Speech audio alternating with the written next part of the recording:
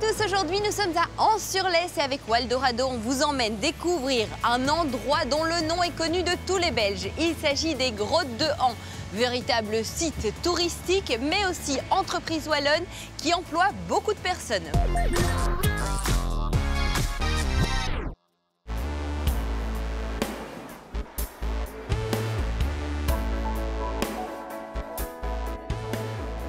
Bonjour Brigitte. Bonjour Émilie. Merci de nous accueillir. Vous êtes l'administratrice déléguée des Grottes de Ans. Alors, quel est votre parcours et quelle est votre mission ici? Alors, le parcours, c'est que je suis arrivée ici en 2011. Oui. Avant cela, je n'avais aucune expérience dans le secteur touristique. J'ai plutôt travaillé dans le secteur industriel, dans différentes fonctions de gestion. Si je suis arrivée ici, c'est parce qu'en fait, je suis une des descendantes du fondateur. D'accord. Qui s'appelait Édouard de Span. Et en 1856, il a décidé d'acheter le domaine parce qu'il était tellement passionné par cette grotte qu'il explorait à titre d'amateur. Et il a voulu faire découvrir ces merveilles au monde entier. Et c'est vrai que ça a fonctionné super bien. Puis vous avez connu des temps un petit peu plus difficiles. Quelles ont été les démarches pour vous redynamiser? On a connu une érosion de visiteurs, surtout dans les années 2000. Et donc, à partir de 2011, on a vraiment dû redynamiser, remonter la pente. Et aujourd'hui, voilà, on voit que la croissance est au rendez-vous. Et Le travail à payer. le travail à payer, ça continue. Et combien d'employés, combien de visiteurs par an? Alors, nous occupons 110 personnes sur le payroll, plus tous les étudiants oui. qui nous rejoignent en été et qui J'imagine. doublent l'effectif. Ah oui, quand même. Au niveau visiteurs, Oui. on a eu l'année passée 362 000 visiteurs, dont une majorité fait à la fois la grotte et le parc animalier.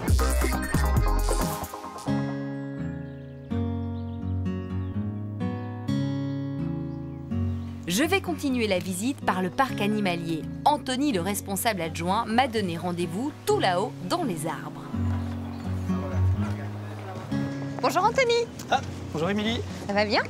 Oui, toi? Oui, super. Anthony, tu es le responsable adjoint du parc. Alors quel est ton rôle, ta fonction ici? Responsable adjoint, ça veut dire à la fois assister forcément le responsable du parc, c'est faire des choses qui sont super intéressantes sur le terrain, observer la harpe de biche. On aperçoit une harpe de biche qui est posée là-bas à l'orée de la forêt. Ouais. Mais c'est aussi faire des choses qui sont un peu moins drôles, comme faire des plannings ou des choses comme ça. Mais c'est assez varié, ce qui fait qu'on n'a jamais le temps de s'ennuyer. Et puis c'est un endroit unique en Belgique ici.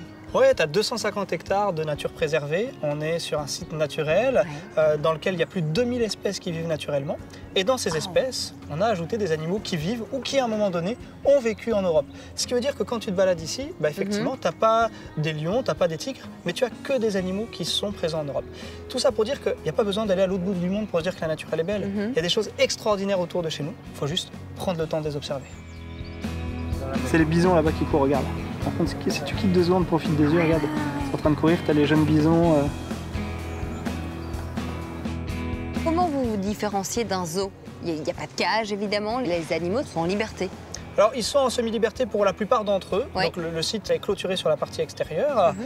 Et puis, on a quelques animaux qui sont dans des enclos assez vastes, ce qui nécessite effectivement d'avoir un très bon outil, une paire de jumelles, qui nécessite de prendre le temps. Mais c'est ce qui va nous différencier, je dirais, de la plupart des structures, c'est qu'on essaie d'inculquer aux visiteurs que si on veut profiter des choses, eh bien, il faut prendre le temps. La nature, elle sourit au promeneur qui est patient. Donc, si on est patient ici, il y a des belles choses qui vont s'offrir à nous. On a un peu plus de 600 animaux qui vivent dans la réserve, dans le parc, et donc on va aller observer ça d'un peu plus près. Là, on va rentrer pour voir la meute de loups arctiques. Et alors, ce qui est assez surprenant, c'est que souvent, on se dit que les loups n'ont pas peur, alors qu'en fait, ils ont très peur de nous. Ils ont peur surtout de la verticalité humaine, le fait qu'on soit debout.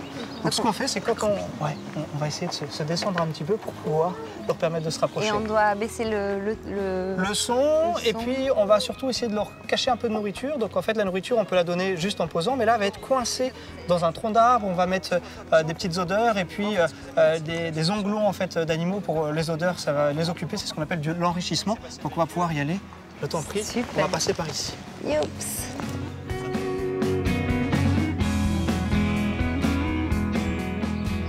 Et donc ça c'est Guéry, c'est notre mâle dominant. Et lui, je te dis, il est vraiment très intéressé par tout ce qui se passe dans son environnement. C'est vraiment lui le patron, il contrôle tout. Donc il vient voir, il fait un petit cercle, il s'approche, c'est ça. Et il repart. Et là-bas, tu vois, je te parlais, on a donc la mère avec la petite qui est sur le tronc, en fait, qui ne sait pas encore trop comment faire. Et comme la mère n'est pas trop rassurée, eh bien elle s'éloigne. Et après elle reviendra. Et tu vois, elle nous guette, elle guette entre le mâle dominant et elle pour savoir ce qu'elle peut faire. Ah, c'est génial.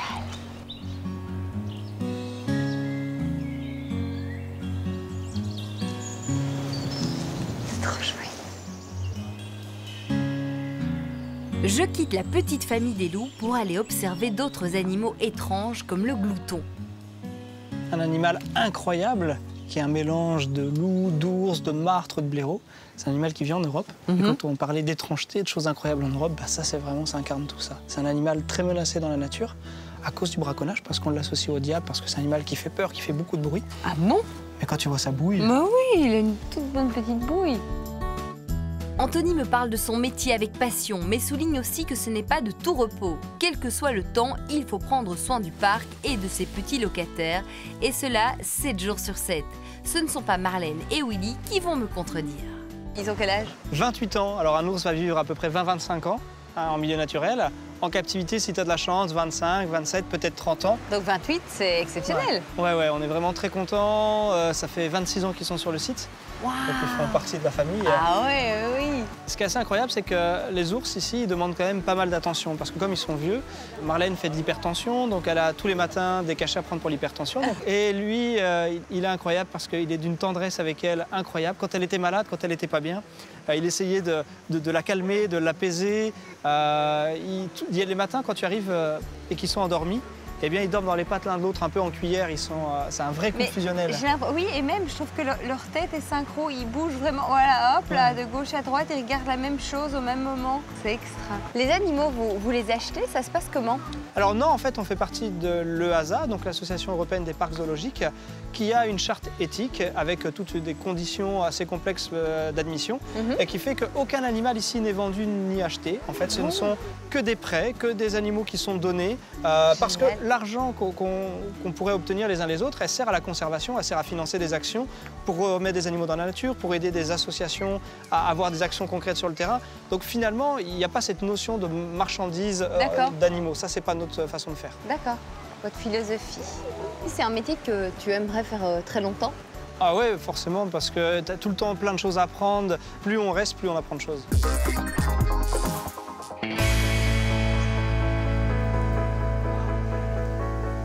Les grottes de Han sont parmi les plus belles d'Europe. 17 km de galeries, dont 2 spécialement aménagées pour les visiteurs. Enfilez un pull et suivez-moi, Guy nous accompagne.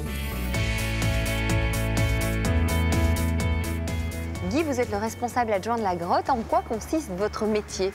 Oh, beaucoup de choses. Mon métier, c'est m'occuper de la grotte, la choyer, la préserver, la surveiller les gens aussi. L'aménagement, bon, superviser tous ces nouveaux éclairages, c'était un job qui m'a pris 6 ans. Et puis veiller à ce que tout se passe bien et me promener. En termes de coûts, ça coûte combien l'entretien de cette grotte, justement? On parle de l'éclairage, de l'accès aussi. Il y a plusieurs choses. Il y a tout d'abord la rénovation de l'éclairage qu'on vient de terminer, là, qui a duré, donc, grosso modo, 6 ans, qui a quand même coûté 800 000 €. Waouh!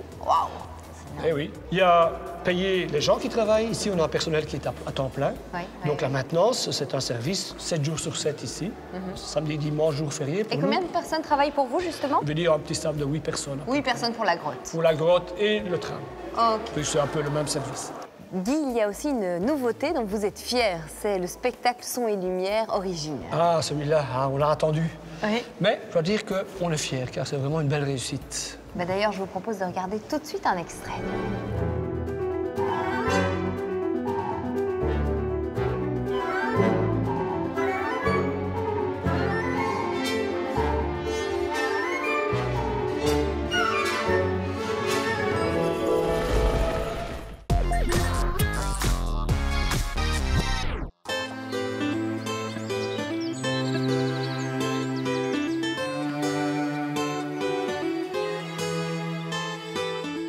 Le domaine des grottes de Han ne se résume pas au parc et aux grottes. Vous ferez un bond dans le temps avec les musées en 1900 et Préhisto Han. Vous pourrez aussi vous faufiler le long d'un parcours spéléo de 600 mètres ou même loger au cœur du domaine. Brigitte, je suis étonnée parce que je m'attendais à un hôtel et on est loin de l'hôtellerie traditionnelle. C'est beaucoup mieux. Ah oui. C'est pas un hôtel 5 étoiles, c'est une tente à 1000 étoiles. Oh, c'est joliment dit ça. Donc c'est notre Triten, c'est notre nouveau bébé. Oui. Il y en a 6 et donc ce sont des tentes qui sont placées sur une plateforme à 3 mètres de hauteur dans les arbres avec une vue sur la plaine et surtout les animaux que tu peux voir là. C'est génial. Et donc possibilité de loger à combien de personnes dans ces tentes? Il y a un grand matelas qui fait 2,20 m, donc on peut loger à 3 adultes qui se connaissent bien. Oui. 2 adultes et 2 enfants. Oui. On offre la nuitée avec un barbecue le soir et puis un petit déjeuner, une promenade exclusive dans le parc. Wow. Et en plus, on a droit à visiter la grotte et le parc en journée. Puis il y a possibilité aussi de dormir avec les ours chez vous. Oui, il y a donc une cabane en bois, la cabane du trappeur, à côté des ours, donc avec la fenêtre qui donne sur l'espace des ours. Et là, on peut dormir jusqu'à 12 personnes. Vous fermez après l'été? Non, bien sûr. Non. On est ouvert jusqu'à la Toussaint. Bien. Les mois de septembre, octobre et même la Toussaint sont souvent superbes. Oui, c'est vrai que c'est une très belle période. Ah oui, avec les feuilles d'automne, les couleurs d'automne, le brame du cerf. On est plein évidemment pour le brame du cerf. Bon, bah, écoutez, je vous souhaite en tout cas une bonne continuation. C'est un réel plaisir. Je reviendrai avec mon petit loulou qui a 2 ans et demi parce que j'ai été émerveillée. Je suis certaine que lui aussi va passer de très bons moments ici. Merci Brigitte pour cette belle visite. Vous êtes la bienvenue. Quant à nous, on se retrouve la semaine prochaine pour découvrir de nouvelles pépites wallonnes.